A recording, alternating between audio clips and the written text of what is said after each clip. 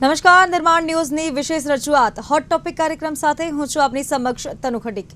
દર્શક મિત્રો, hot topic કાર્યક્રમમાં આપણે ચર્ચા કરતા હોઈએ છીએ અલગ અલગ મુદ્દાઓ પર। આજે વાત કરવી છે જે સુસાઇડના જે આંકડા વધી રહ્યા છે, આપઘાતના જે કિસ્સાઓ વધી રહ્યા છે તે મુદ્દે વાત કરવી છે। રાજ્યમાં આ આંકડો દિન પ્રતિદિન વધી રહ્યો છે। નાના બાળકોથી લઈને મહિલાઓ, વૃદ્ધો अनेक एवा जे किस्साओं આવી ચૂક્યા છે। લોકો આપઘાત કરી રહ્યા છે અને મોતને વહાલું કરી રહ્યા છે। આની પાછળ ઘણા એવા કારણો હોઈ શકે, સામાજિક પ્રેશર હોઈ શકે કે પછી કોઈ આર્થિક પ્રેશર હોઈ શકે। ખાસ કરીને જે બાળકોમાં અત્યારે સુસાઇડના કેસ આવી રહ્યા છે, બાળકો પર ભણતરનો ભાર ક્યાંક વધારે હોઈ શકે। ઘણા એવા જે બનાવો સામે આવ્યા છે તે ચોંકાવનારા છે, કેમ કે તેની પાછળના કારણ પણ સામાન્ય સાબિત થયા છે। નાની એવી વાતમાં પણ લોકોને માઠું લાગે તો પણ આપઘાત કરી લેતા હોય છે। તો આવા જે કિસ્સાઓ સામે આવે છે તેની પાછળનું કારણ શું અને આપઘાતના વિચારો આવે તો શું કરવું જોઈએ, તે તમામ મુદ્દે આ ચર્ચા કરીશું। અને ચર્ચામાં આપણી સાથે જોડાઈ ગયા છે મનોચિકિત્સક પ્રશાંતભાઈ ભીમાણી અને રીતુબેન ત્રિવેદી કે જેઓ વાલી છે, અને એડવોકેટ આપણી સાથે જે જોડાયા છે ઉમેશભાઈ પંચાલ। આપ ત્રણેયનું નિર્માણ ન્યૂઝ પર સ્વાગત છે। પહેલા તો થેન્ક યુ। શરૂઆત કરીએ શોની। પહેલા તો ખાસ કરીને આપણા ગુજરાત રાજ્યમાં જે આંકડા સામે આવી રહ્યા છે, આપઘાતના જે કિસ્સાઓ વધ્યા છે, છેલ્લા એક અઠવાડિયાની જો વાત કરીએ તો ઘણા એવા કિસ્સા સામે આવી ગયા છે। માત્ર સુરત શહેરમાં જ છેલ્લા 3 દિવસમાં 9 આપઘાતના કિસ્સા સામે આવ્યા છે। તો આ જે આંકડા વધી રહ્યા છે એમાં એની પાછળ ઘણા એવા કારણો હોઈ શકે। આપઘાતનું કારણ ઘણા એવા જે લોકો મોતને વહાલું કરતા હોય છે, અલગ અલગ કારણોસર મોતને વહાલું કરે છે। તો આમાં મુખ્યત્વે કયું કારણ હોઈ શકે છે? પ્રશાંતભાઈ, આપથી શરૂઆત કરીએ। સૌથી મોટું કારણ એ છે કે અત્યારે જે બાળકો, વિદ્યાર્થીઓ છે એની ટોલરન્સ છે બહુ ઘણો છે। ઓવરઓલ તમે જો સમાજની અંદર પણ નાની નાની વાતોમાં ગુસ્સો કે નિર્દયી જવું આ ખૂબ વધી ગયું છે, કારણ કે સ્ક્રીન એડિક્શનનું પ્રમાણ બહુ જ વધી ગયું છે। મોબાઈલ એટલો બધો ઉપયોગ થાય છે જેના લીધે બાળકોના મન પર બહુ ઘાતક અસર થાય છે। ક્યારેક મેં એવું જોયું છે કે પેરેન્ટ્સ છે કે બાળકોને સાંભળવાથી ઘણીવાર સમજી શકતા નથી। ઘણીવાર બાળક સ્થિતિમાંથી પસાઈ રહ્યું છે, એની પેરેન્ટ જાણ હોતી નહીં। પેરેન્ટ્સ પોતાના બિઝી હોય છે, પેરેન્ટ્સનો પ્રેમ ઓછો છે એવું નથી હોતું, પણ એક વાત એવી રીતે કરી નથી કે જેવી રીતે એમની સાથે શું હોય છે કે વાત કરે। ઘરે એવું થાય છે કે એ બાળકો જે છે એ નાની ઉંમરમાં જ કોઈ વ્યસનમાં પડ્યા હોય છે જેની આપણે જાણ નથી હોતી। ક્યારેક એવું થાય આ બાળકો જે છે મોબાઈલ પર ગેમ રમતા છે અને એમાં ક્યાંક ને ક્યાંક તો ગેમ્બલિંગ હોય છે અને એમાં પણ જો હારી જવાય એવું થાય છે। સૌથી મોટું કારણ હું કહું તો રિલેશનશિપના બ્રેકઅપ્સ। અત્યારે નાની નાની ઉંમર બાળકોની અંદર રિલેશનશિપ જોવા મળે છે, એ લોકો બ્રેકઅપ કરતા જોવા મળે છે, એમને ખોટું લાગે છે। અને આ બધા કારણો તો સોશિયો ઇકોનોમિક અને સાયકોલોજીકલ કારણો છે, પણ સૌથી ઇમ્પોર્ટન્ટ કારણ મનોરોગની થયો હોય તો એ ડિપ્રેશનની અસર પણ છે। ડિપ્રેશન રોગના એક સિમ્પટમ તરીકે પણ અને ધીરે ધીરે એ નકારાત્મકતા વધતી જાય તો ડિપ્રેશનની ઉચ્ચતમ અવસ્થા આવે ત્યારે વ્યક્તિ આપઘાત કરતી હોય। મૂડ ડિસઓર્ડર છે, ડિપ્રેસિવ ઓર્ડર છે, અથવા બીજા કોઈ મનોવિકૃતિ કિસ્સાઓની અંદર છોકરાઓ આવું કરી બેસતા હોય છે। આપણને નહીં લાગે કે બાળકોમાં વળી શું ડિપ્રેશન હોય, એવું કેટલાક લોકોને સવાલ થાય એવું નહોતું। એ લોકોમાં પણ depression, childhood depression clinically diagnosis થયેલી એક બાબત હોઈ શકે છે। એટલે આપણે અત્યારે બધા સમાજમાં બાળકોને સમજવા, સાંભળવા અને એમના સાથે શું વર્તન કરવું એ જરૂરી હોય એ નથી થતું, અત્યારે આ બધું થાય છે। એક કારણ હું માની શકું છું, એક કારણ છે કે જો બાળકોનું બુલિંગ થાય અથવા અંદર મિત્રોમાં હેરાનગતિ થાય ત્યારે પણ જો ચીડવવામાં આવે, કિલિંગ થાય ત્યારે પણ કેટલાક આપઘાત કરતા હોય છે। પરીક્ષામાં માર્ક આવે તો આપઘાત લેતા હોય છે, અને ખાસ કરીને એમનો સોશિયલ ત્યારે આપઘાત કરી લેતા હોય। જી, અને ખાસ કરીને જ્યારે વાત બાળકોની થતી હોય તો રીતુબેન, અત્યારે એક વાલી તરીકે આપ શું કહેવા માંગશો? કેમ કે અત્યારે બાળકો નાની એવી વાતમાં ચીડાઈ જતા હોય છે, આખો દિવસ મોબાઈલ રમતા હોય છે, અને તેમને જ્યારે કહેવામાં આવે છે કે ફોન ન રમીશ, ભણવા પર ધ્યાન આપ કે કંઈક એવી પ્રવૃત્તિ કર, ત્યારે બાળકો જલ્દીથી ચીડાઈ જતા હોય છે। સૌથી પહેલા હું આ વિષય પર એ તમને જણાવીશ કે બાળકોની સાથે સાથે વાલીઓનો પણ આમાં અગત્યનો ફાળો હોય છે. જેમ કે પ્રશાંતભાઈએ કીધું કે મોબાઈલ ફોન એટલું મોટું દૂષણ આવી ગયું છે. કેવી રીતે યુઝ કરવો, બાળકો નિષ્ફળતા પચાવી જ નથી શકતા. સૌથી પહેલી વસ્તુ છે. અને આમાં થાય છે એવી રીતે કે પેરેન્ટ્સ કે વાલીઓ છોકરાઓને જે રજૂઆત કરે છે, કે જે કહેવાની એ લોકોની રીત હોય છે ને, એ પણ ઘણી અલગ હોય છે. એ લોકો બહુ જ નેગેટિવ રીતે કહેતા હોય છે કે ફોન મૂકી દે, ફોનનો યુઝ નહીં કરવાનો, તારો શું થશે હવે, ફ્યુચરનું તું વિચાર. હું એવું માનું છું કે સૌથી પહેલા તો છે ને વાલીઓએ દરેક પોતાના બાળકોને સમય આપવો જોઈએ.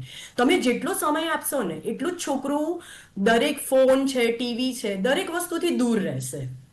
જેટલો સમય વધારે આપશો એટલામાં સમજણ પણ એ જ રીતે આપો. એ લોકોને બેસાડીને કોન્સ્ટન્ટ સમજાવવાની કોઈ જરૂર નથી, પણ એ લોકોની જોડે સમાજની અલગ અલગ વાતચીત કરો. કારણ કે બાળકો અત્યારના છે ને નિષ્ફળતા પચાવી જ નથી શકતા. અને નિષ્ફળતા કેમ નથી પચાવી શકતા? એમાં ફોનની રીલ્સ છે, વિડીયો ગેમ છે, એ બધાનો હાથ છે. નાની નાની વસ્તુઓમાં પ્રોત્સાહન આપવું જોઈએ. વાલીએ પ્રોત્સાહન છોકરાઓને આગળ વધવામાં આપવું જોઈએ, પણ નાની નાની એટલી બધી વસ્તુઓમાં ના આપવું જોઈએ કે છોકરું નિષ્ફળ થાય ત્યારે તમે એ પોતાની નિષ્ફળતા પચાવી ના શકે. તમે એને નિષ્ફળતા કેવી રીતે પચાવવી ને એ પણ સમજાવવું જોઈએ. અને એ કેવી રીતે સમજાવવું? તો હંમેશા પિતા અને માતા બંને સાથે બેસીને. કારણ કે જ્યારે છોકરું કોઈ પણ વસ્તુમાં, એ એની પરીક્ષા હોય કે એ સમાજમાં કોઈ પણ જગ્યાએ એ જ્યારે નિષ્ફળ થાય છે ત્યારે પિતા આવીને એને બે શબ્દ કહીને જતા રહે છે. માતા શું કહે છે કે જો મેં તને કીધું તું ને, તારે આવું નહોતું કરવાનું. પણ છોકરાને, બાળકને એ ટાઈમે તમારા બંનેની બહુ જ જરૂર હોય છે. એ તો ઓલરેડી ફેસ કરે છે આ પ્રોબ્લેમ. તમે એને વધારે ના આ રીતનું કહો. હા, અને કહેવું છે તમારે તો તમે એને પ્રેમથી સમજાવો. તમને ઘણી વાર એવું થાય છે, ઘણા માતા પિતા કહે છે કે ભાઈ કેટલી વાર પ્રેમથી સમજાવીએ. છોકરાઓને હેન્ડલ કરવા માટે, બાળકોને હેન્ડલ કરવા માટે ઘણી પેશન્સની, ઘણી ધીરજની જરૂર હોય છે. અને આ ટાઈમમાં છોકરું જ્યારે નિષ્ફળતા પચાવતું હોય ત્યારે તમે એને સાથ આપો તો કદાચ એ સમય એની ધીરે ધીરે નીકળી જશે. અને એ નિષ્ફળતા એકવાર પચાવશે તો એને ઘણી હિંમત મળશે કે કોઈ વાંધો નહીં, પેરેન્ટ્સ મારી સાથે છે.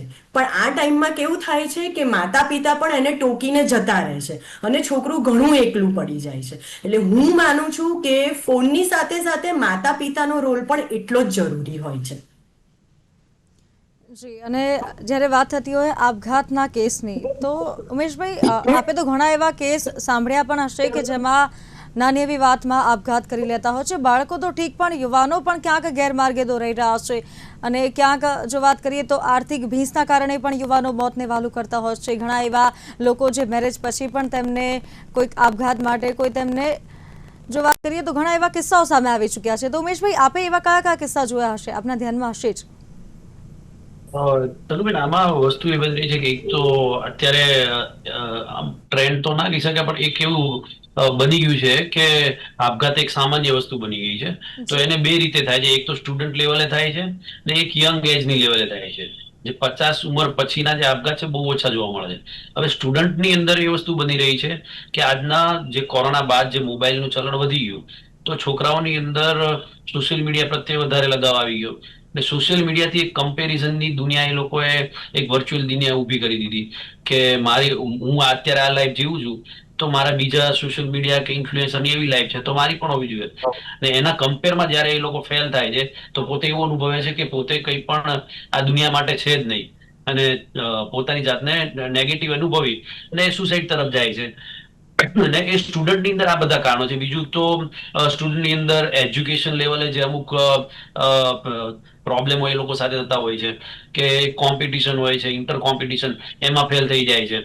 ને પછી અમુક કિસ્સાઓની અંદર ફેમિલી પણ કારણ હોય છે. તો એક સ્ટુડન્ટ લેવલના આપઘાતના આ કારણો અમે જોયા છે. અને બીજું યંગ જનરેશનની અંદર પણ અત્યારે જો તો સુરત એક ડાયમંડ ઇન્ડસ્ટ્રીનું હબ છે અને ટેક્સટાઇલ ઇન્ડસ્ટ્રીનું હબ છે. જે રીતના વૈશ્વિક ઇકોનોમી જે રીતે ચાલી રહી છે એ પ્રમાણે લાસ્ટ 5 વર્ષથી સુરતની અંદર ડાયમંડની અંદર ઘણી બધી કંપનીઓ બંધ થઈ ગઈ, રત્ન કલાકારોને તકલીફ થઈ અને એના કારણે જ વસ્તુ એ બની રહી છે કે આર્થિક ભીસ અનુભવી રહ્યા છે. અને એની પાછળનું કારણ એ છે કે આજે તમે જો તો બધાને રેશન તો મળી રહ્યું છે, પરંતુ યુવાનો જે આપઘાત કરી રહ્યા છે તો એની પાછળનું કારણ એ છે કે આજના સમયની અંદર એમને જ્યારે જે લાઈફસ્ટાઈલ જીવી છે એ મળી નથી રહી. છોકરાઓના એજ્યુકેશન એટલા મોંઘા થઈ ગયા છે કે એક સારા સ્કૂલની અંદર ભણાવવું હોય તો એક બાળક પર પાછળ વર્ષે 50,000 ખર્ચો થાય છે, એને પહોંચી નથી વળતા. એટલે આ બધા કારણોને લીધે યુવાનો પણ આપઘાત કરી રહ્યા છે. તો વસ્તુ અમને અવારનવાર જે દેખાય છે તો એક જ તારણ તનુબેન નીકળે છે કે કમ્પેરિઝનનો માહોલ છે કે મારા.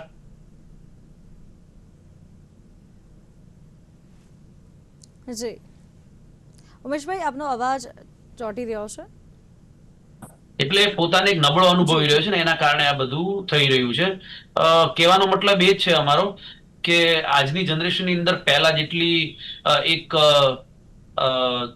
ગણી શકે કે એમની અંદર કોઈ એટલી સમજણ, ધૈર્ય શક્તિ ઓછી થઈ રહી છે ને એના કારણે આપઘાતનું પ્રમાણ વધી રહ્યું છે. જી, અને આપઘાતના જે કિસ્સાઓ વધી રહ્યા છે, ઘણા એવા કારણો પણ તેની પાછળ જોડાયેલા છે. જ્યારે આપઘાતના વિચારો આવે છે, પ્રશાંતભાઈ આપને પૂછવા માંગીશ કે ઘણા એવા વિચારો મગજમાં ફરતા હોય છે, એવું લાગતું હોય છે કે બસ હવે નહીં થાય, હાર માનવા માંગુ છું. ક્યાંક જે વ્યક્તિના મગજમાં આ વિચારો ચાલતા હોય કે હવે નહીં થાય અને આપઘાત કરી લઉં, આવા વિચારો ચાલતા હોય ત્યારે શું કરવું જોઈએ? સૌથી ઇમ્પોર્ટન્ટ વાત એ છે કે જ્યારે આવા વિચાર આવે ત્યારે સૌથી પહેલા પોતાની નજીકની વ્યક્તિને કહી દેવું જોઈએ. એ બહુ જરૂરી છે. અને નજીકની વ્યક્તિ હોય એને શાંતિથી એ બાબતને સાંભળવી જોઈએ, નોન ક્રિટિકલ થયા વગર, નોન જજમેન્ટ થઈને, એટલે કોઈ એની ટીકા કર્યા વગર કે કોઈ જજમેન્ટલ થયા વગર કે એને વધારે પડતા સલાહ સૂચનોનો ધોધમારો ચલાવવાની જરૂર નથી હોતી. પણ એને શાંતિથી સાંભળી લો કે પ્રોબ્લેમ ખરેખર ક્યાં છે અને કેમ છે. હું એવું માનું છું કે આપઘાતને ચોક્કસપણે અટકાવી શકાય છે.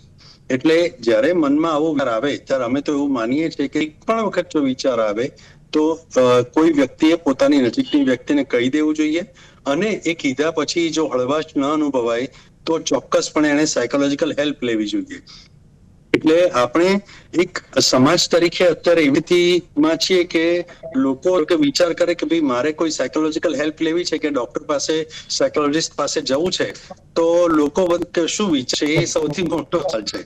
કે બધાને એવું થાય છે કે અરે કે હું પાગલ છું તો જઉં. એવું નથી હોતું. કોઈ પણ વ્યક્તિ એ સાયકોલોજીકલ હેલ્પ લઈ શકે છે. જો તમારું માથું દુખતું હોય, પેટમાં દુખતું હોય, તમને બીજે ક્યાંક તાવ આવતો હોય તો તમે જેમ ફિઝિશિયન પાસે જાઓ છો એમ તમે સાયકોલોજીસ્ટ પાસે ચોક્કસ જઈ શકો અને તમે માર્ગદર્શન મેળવી જ શકો છો. કારણ કે ઘણીવાર એવું થાય કે કોઈ તટસ્થ રીતે માર્ગદર્શનની જરૂર હોય અને રસ્તો નીકળે અને નીકળે જ. એટલે મારે એ જેને વિચાર આવે છે એને એટલું જ કહેવાનું છે કે તમે બીજા એટલે તમારે આવું નકારાત્મક પગલું ભરવાની કોઈ જ નથી. તમારું જીવન અમૂલ્ય છે. તમારા માતા પિતાએ કોઈ પણ રીતે થોડી ઘણી તો મહેનત કરી જ છે તમને મોટા કરવામાં. એટલીસ્ટ બીજું બધું ન સ્વીકારો તો તમને જન્મ આપ્યો છે અને એમનું બહુ મોટું એક રીતે જો તો સોશિયલ ઓબ્લિગેશન કહેવાય. એટલે તમે જો એવું વિચારતા હો કે મને કોઈ જ સમજતું નથી તો આ દુનિયામાં કોઈ એક વ્યક્તિ બીજી વ્યક્તિને ક્યારેય પૂરી રીતે સમજી શકતી નથી. એટલે એ ચિંતામાં પડે એવું છે જ નહીં. ખરેખર તો તમારે એને કહેવા માટે તમારે કોઈ એવી વ્યક્તિ હોય કે જે સામાન્ય તમને સમજી શકે તો બહુ થઈ ગયું. એટલે જો કદાચ ઘરમાં તમારા માતા પિતાને ન વાત કરી શકો તો તમારા ભાઈ બહેનને કરો, કોઈ મિત્રને કરો, કોઈ શિક્ષકને કરો અથવા કોઈ કાઉન્સેલર, સાયકોલોજીસ્ટને કરો. આ બહુ જરૂરી છે. એટલે તમારા મન જો આવો વિચારતો હોય તો મનમાં ના મૂકતા અને લોકો શું માનશે એવી બીક ના રાખતા. મહેરબાની બધાને કરું છું ખાસ કે લોકોને કેવું લાગશે એવું મનમાં બિલકુલ રાખતા નહીં. તમને એક ઇન્ટરેસ્ટિંગ એક્ઝામ્પલ આપું. એક મૂવી હતું શાહરુખ ખાન અને ભટ્ટનું ડિયર ઝી. એમાં શાહરુખ બહુ સરસ વારે છે કે એમને આચાર્યને કિડની તકલીફ થાય, કિડની તકલીફ તો આપણે તરત કહીએ કે ભાઈ મને આ તકલીફ છે. પણ જયારે કોઈ સંગીતનો સ્ટ્રેસ હોય તો આપણે કોઈ કહેતા નથી ને શરમાઈએ છીએ, સર્ચ કરીએ છીએ. એટલે આવું ના કરો. તમારા મનની વાત કહેવી અને એમાં પણ શરમ કે સંકોચ અનુભવની જરૂર નથી. વર્લ્ડ હેલ્થ ઓર્ગેનાઇઝેશન પણ કહે છે કે મનની વાત કાપો, બિલકુલ ચિંતા ના, તમે ક્યાંય નાના નહીં થઈ જાય, તમારા કોઈ ખરાબ નહીં ચાલે. તમે બિલકુલ હળવા થઈને કરો ને યાદ રાખો કે આપઘાત કોઈ પણ સમસ્યાનો ઉકેલ નથી અને નથી. જી, અને આપઘાતના જે અત્યારે કિસ્સાઓ વધી રહ્યા છે, હમણાં વચ્ચે થોડા સમય પહેલા જ અમદાવાદની એક સ્કૂલમાં ધોરણ 10માં ભણતી વિદ્યાર્થીનીએ સ્કૂલમાંથી કૂદીને આપઘાતનો પ્રયાસ કર્યો. તો આવા જે કિસ્સાઓ સામે આવી રહ્યા છે, ક્યાંક વિદ્યાર્થીઓને બુલી કરવામાં આવતું હોય છે, ક્યાંક એમને ભણતરનો ભાર લાગે છે, તો રીતુબેન, એક વાલી તરીકે આપનું શું કહેવું છે? ભણતરનો ભાર અત્યારના જો સમાજમાં આપણે જોવા જઈએ તો ઘણો છે, ના નથી, પણ એ ભણતરના ભારને ભાર તરીકે લેવું કે ભણતર તરીકે લેવું એ પણ દરેક બાળક ઉપર જ ડિપેન્ડ કરે છે. અને એ ડિપેન્ડ પણ કેવી રીતે કરે છે કે બાળકે સમાજને ભાર તરીકે ના જો. સમાજ કોઈ વસ્તુમાં તમને કોઈ મદદ કરવા નથી આવવાનું. એટલે સૌથી પહેલા કે પ્રશાંતભાઈએ જે કીધું કે કોણ શું વિચારશે, સમાજ શું વિચારશે, તમે એની ચિંતા છોડી દો. નિષ્ફળતા એ સફળતાની ચાવી છે, એ આપણે સૌ જાણીએ છીએ. તો બાળકે એ સમજવું જ પડશે કે આ નિષ્ફળતા એને જે પહેલી મળી છે તો એ કદાચ એનું પહેલું પગથિયું છે સફળતા માટેનું. એ જો એમાં એ આગળ વધશે તો આગળ અને કોઈ સફળ માણસને હજુ સુધી એવી કોઈ વાર્તા નથી, એવો કોઈ ઇતિહાસ નથી કે દરેક સફળ માણસને નિષ્ફળતા એક પણ નથી મળી. દરેકને નિષ્ફળતાનો સામનો કરવો પડે છે. તો હું તો એવું પણ માનું છું એક વાલી તરીકે કે સમાજે પણ દરેક બાળક નહીં તો સમાજે પણ આ વસ્તુ સમજવાની જરૂર છે કે કોઈ પણ બાળક કોઈ પણ વસ્તુમાં ફેલ થાય છે કે પાછો પડે છે તો એને હિંમત આપવાની છે, નહીં કે એના માટે બે વાત કરવાની છે કે એના પેરેન્ટ્સને કંઈ કહેવાનું છે. ઉલટાનું એનું મનોબળ વધે.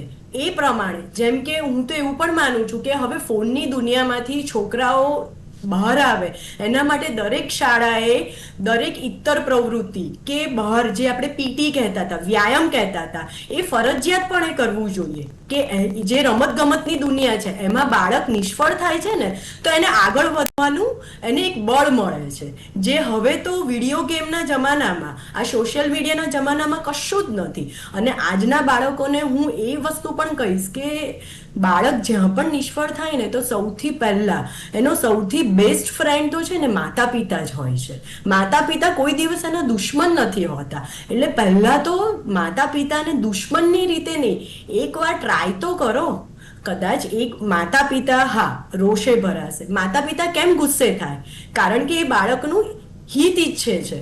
તો કોઈ વાંધો નહીં ને, એ વધારે શું કરશે, એ તમને ઠપકો આપશે અને ઠપકો આપીને સમજાવશે તો ખરું ને. એના માટે તમે બીજા કોઈની પણ જોડે ના જાઓ. અને તમને એવું છે કે ના મારો બીજો કોઈ સારો મિત્ર છે કે મારા કોઈ વડીલ છે તો તમે એમની સલાહ લો. પણ તમે એકવાર કહી જુઓ કે હું આ જગ્યાએ નિષ્ફળ થયો છું કે મારી આગળ હિંમત નથી થતી. કદાચ તમને બે વસ્તુ જાણવા મળશે. પણ તરત જ સુસાઇડ કરવાનું આ રીતનો તમે કોઈ પણ વિચાર ના કરો. વિચાર આવે છે તો એ વિચારનો પણ દરેક જણ જોડે ડિસ્કશન કરો. કોઈ જ ખોટું નથી. શરમ ના અનુભવો, નિષ્ફળ થવામાં શરમ ના અનુભવો અને હિંમત રાખો. એ મારું માનવું છે અને દરેક બાળકને આ મારી સલાહ છે. જી, અને જ્યારે સુસાઇડના કેસ સામે આવી રહ્યા છે, ઉમેશભાઈ, ખાસ કરીને જ્યારે કોઈના ઘરમાં કોઈ બાળક અથવા કોઈ વ્યક્તિ સુસાઇડ કરે છે તો તે બાદ પરિવારોના જે હૈયાફાટ જે રુદન હોય છે તે તો આપણે જોયા જ હશે. જે પરિવારમાં જે શોકની લાગણી ફેલાતી હોય છે, માતા પિતા શું અનુભવતા હોય છે તે આપણે નજીકથી જોયું હશે. તો કોઈ બાળક ગેરમાર્ગે ન દોરાય એની માટે આપ તેમને શું કહેવા માંગશો? ચોક્કસ આ બાબતે ઘણી જ અત્યારે અવેરનેસની જરૂર છે. પહેલા તો આપણે નાના બાળકોને લઈએ તો એમને કાઉન્સેલિંગ જરૂરી છે સ્કૂલની અંદર. કે સ્કૂલની અંદર અત્યારે કાઉન્સેલિંગ પ્રોસેસ થતી નથી કે બાળકને માત્ર એક સર્ટિફિકેટ માટે અને એજ્યુકેશન સિસ્ટમને ટેસ્ટ રિલેટેડ કરી દેવામાં આવી છે. તો દરેક બાળકનું એક કાઉન્સેલિંગ થવું જોઈએ કે એની મેન્ટાલિટી લેવલ પણ કેટલું છે, કેટલું કેચઅપ કરી શકે છે કોઈ પણ પ્રેશરને, કે જે આપણે અહીંયા થતું નથી. કારણ કે દરેક બાળકને આપણે ઇક્વલ ટ્રીટ કરીએ છીએ, પરંતુ ઘણા બાળકો એવા છે કે જેને નોર્મલ એક ક્લાસની અંદર બધા વચ્ચે ઠપકો આપે તો પણ એ સુસાઇડ કરી લે છે, ખરાબ પરિણામ આવે તો પણ સુસાઇડ કરી લે છે. તો એક સ્ટુડન્ટની લાઈફની અંદર કાઉન્સેલિંગ જરૂરી છે. અને આ કાઉન્સેલિંગ માત્ર 1 થી 8 ધોરણ નહીં, પરંતુ ઘણા બધા કોમ્પિટિટિવ એક્ઝામની પ્રિપેરેશન કરતા હોય છે એ લોકોનું પણ કાઉન્સેલિંગ થવું જોઈએ. અને એક એમને પ્રોપર એક એટમોસ્ફિયર આપવું જોઈએ કે કોઈ પણ નિષ્ફળતા એક કોઈ એવો રસ્તો નથી તમારો કે લાઈફને બંધ કરી દે. તો એ એક સોલ્યુશન છે. અને બીજી વસ્તુ એ છે કે જ્યારે ધંધાકીય વ્યક્તિઓ કે જે આ રીતના સુસાઇડ કરતા હોય છે, તો ખાસ જે હું સુરતથી છું, તો સુરતની અંદર ટેક્સટાઇલ અને ડાયમંડ ઇન્ડસ્ટ્રીની અંદર અવારનવાર મંદીઓ આવતી હોય છે. તો એની માટે સરકારે પણ એક પોલિસી બનાવવી જોઈએ કે તમારી સાથે સરકાર કોઈ પણ રીતે ઊભી છે, તમારી પાસે કોઈ આર્થિક તમને કોઈ પણ તકલીફ થાય તો સરકાર તમારી સાથે સપોર્ટમાં છે. જેમ કે અત્યારે ડાયમંડ વર્કર રત્ન કલાકારો માટે સરકારે એક આખી યોજના બનાવી અને એમના બાળકોનું એજ્યુકેશનનું આખું ભારણ જે હતું એ સરકારે ઉપાડી લીધું. અને આપણે જાણીએ છીએ કે જે રેશન કાર્ડ થ્રુ અનાજ મળી રહ્યું છે એ પણ દરેક પરિવારને મળી રહ્યું છે. તો આના લીધે એ વ્યક્તિને એક સપોર્ટ મળશે કે નહીં, મારે જે આર્થિક કારણોસર કે શૈક્ષણિક કારણોસર આત્મહત્યા કરવી છે, પરંતુ એની માટે મારી માટે બેકએન્ડમાં કોઈ ઊભું છે કે મને રેશન કાર્ડ થ્રુ મારું ઘર જે ખાણીપીણી ચાલી રહી છે.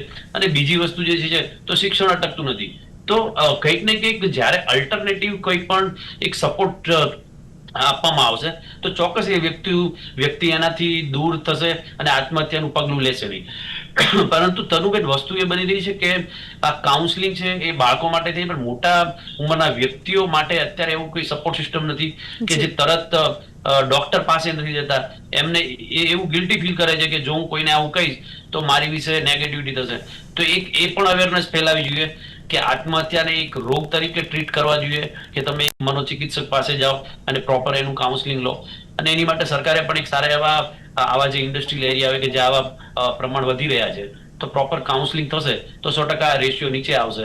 આની માટે એક સહિયારી આ રીતના આપણે ભાગીદારી કરીશું તો 100% જે આપણે અત્યંત નાની ઉંમરના જોઈએ છે કે આપણને વિશ્વાસ ના થાય. હજુ એક વીક પહેલાની ઘટના છે કે જેમ આપણે એમ કહ્યું કે વાલીની જવાબદારી હોય, 100% વાલીની જવાબદારી હોય, તો આપણે વિચાર કે જ્યારે પ્રિન્સિપાલની દીકરી કે દીકરો આત્મહત્યા કરી લેતો હોય તો એનાથી વધારે સમજણ કયા પરિવારને હોય કે જે પ્રિન્સિપાલને સૌથી હાઈએસ્ટ ખબર પડતી હોય છે એ દરેક બાળકો વચ્ચે હોય છે. હવે એમનું બાળક પણ નાની એવી મોબાઈલ અને કંઈક બાઇકના કારણે જો સુસાઇડ કરી લેતું હોય તો ખરેખર ખૂબ જ આ ગંભીર વિષય છે. ને આ બાબતે સરકારે મારા ખ્યાલથી બને તો કોઈ મિનિસ્ટ્રી લેવલે પણ એક હેલ્થ ડિપાર્ટમેન્ટ લેવલે વિચારવું જોઈએ કે જેમ આપણે ડાયાબિટીસ સામે લડ્યા કે કોઈ અન્ય રોગ સામે લડ્યા, તો આને પણ અત્યારે આજના સમયની અંદર એક ટાર્ગેટ બેઝ લઈ પ્રોપર કાઉન્સેલિંગ અને પ્રોપર સપોર્ટ સિસ્ટમ ઊભી કરી ને કરીએ તો 100% મારા ખ્યાલથી આનો જે રેશિયો છે ઘણો ડાઉન અને નહીવત કરી શકાય. જી, અને ખાસ કરીને જ્યારે અત્યારે સુસાઇડના કેસ સામે આવી રહ્યા છે તેને લઈને એક છેલ્લી પ્રતિક્રિયા ટૂંકમાં પ્રશાંતભાઈ આપની શરૂઆત કરીએ. હું એટલું જ કહીશ કે સુસાઇડ ઇઝ ઓલવેઝ પ્રિવેન્ટેબલ, એટલે હંમેશા આપઘાત રોકી શકાય છે, એમાં કોઈ જ ડાઉટ નથી. એના ચિહ્નોને ઓળખવા જોઈએ. જો તમારી આસપાસની વ્યક્તિ ગુમસુમ રહેતી હોય, ઉદાસ રહેતી હોય, કોઈને મળે નહીં, નાની નાની બાબતોમાં ચીડિયાપણું બતાવતી હોય, અથવા તો જીવનની કોઈ એવી પ્રવૃત્તિમાં રસ ના લે, તમને એનું વર્તન બદલાયેલું લાગે, તો ચોક્કસપણે સતર્ક જાઓ, ધ્યાન આપો અને એને સાયકોલોજીકલ સારવાર માટે એને પ્રેરણા આપો. હું માનું છું કે જેટલું આપણે સમજીશું તપાસતા લોકો આપણે આવી શકીએ. વિચારો ખરાબ ખાવા એકનો નથી, તમારો કોઈ વાંક એવું નથી, એની સારવારની જરૂર. જી ઋતુબેન, આત્મહત્યા એ છેલ્લું પગલું નથી હોતું. એટલે મારો વિચાર અને મારું કહેવું એવું છે કે આત્મહત્યા સિવાય ઘણા બધા વિચારો બીજા પોઝિટિવ આવી શકે છે અને એ પોઝિટિવ આપણે પોતે પણ લાવી શકવાના છે. એના માટે સમાજે પણ ઘણું કરવાની જરૂર છે. સરકારે પણ આ ક્ષેત્રે ઘણી ક્રાંતિ લાવવાની હવે જરૂર છે. અને સૌથી મેઇન અગત્યની વાત કે માનસિક કોઈ પણ બદલાવ આવો એ જરા પણ ખરાબ વસ્તુ નથી. આ દરેક સમાજના દરેક વ્યક્તિએ એ બાળકથી માંડીને મોટા વાલીએ પણ સમજવું વધારે જરૂરી છે. જી ઉમેશભાઈ, આ બાબતે નીતુબેન આપણને સૌને સોલ્યુશન ખબર છે, પણ મારા ખ્યાલથી એક એજ્યુકેશન લેવલની સ્ટુડન્ટની આત્મહત્યા અટકાવવા માટે કાઉન્સેલિંગ પ્રોસેસ સ્ટાર્ટ કરવી જોઈએ, કમ્પલસરી કરવી જોઈએ દરેક સ્કૂલો અને ઇન્સ્ટિટ્યૂટની અંદર. અને જે યંગ જે જનરેશન આઉટર જે એજ્યુકેશન જે સુસાઇડ કરે છે તો એમની માટે ગવર્મેન્ટે એક સપોર્ટ સિસ્ટમ ઊભી કરવી જોઈએ કે એમની માટે ફાઇનાન્શિયલ કોઈ બી યોજનાઓ બનાવવી જોઈએ, તેમજ એમને કોઈ પણ ઘર સંસાર ચલાવવા માટે જો કોઈ ખોરાકી ઘટતી હોય તો એની માટે યોજનાઓ બનાવવી જોઈએ કે જેનાથી એને એવો વિચાર આવતો હોય કે આના લીધે હું સુસાઇડ કરું છું. તો ચોક્કસ આ બધા મેજર કારણો હોય છે. અને ત્રીજી વસ્તુ છે કે જે પ્રેમ પ્રકરણોને લીધે થતું હોય છે તો એની માટે પણ પ્રોપર એક કાઉન્સેલિંગ થાય તો આપણે એને અટકાવી શકીએ છીએ. જી, અમારી સાથે જોડાયા તે બદલ આપ ત્રણેયનો ખૂબ ખૂબ આભાર. Thank you. તો દર્શક મિત્રો, હોટ ટોપિક કાર્યક્રમમાં આજે આપણે વાત કરીએ સુસાઇડના જે કેસીસ વધી રહ્યા છે તેને લઈને વાત કરીએ. હવે જો આપઘાતના વિચારો આપને અથવા આપના કોઈ આસપાસના કોઈ નજીકના વ્યક્તિને આવે છે તો તેમની સાથે જઈને વાત કરો. નજીકના વ્યક્તિ હોય તો તેમના મનની વાત જાણો અને તેમના મનમાં શું ચાલી રહ્યો છે તે ઉકેલવાનો પ્રયાસ કરો, કેમ કે આપઘાત એ કોઈ નિવારણ નથી. તો હાલ કાર્યક્રમમાં બસ આટલું જ. મને આપશો રજા. નમસ્કાર.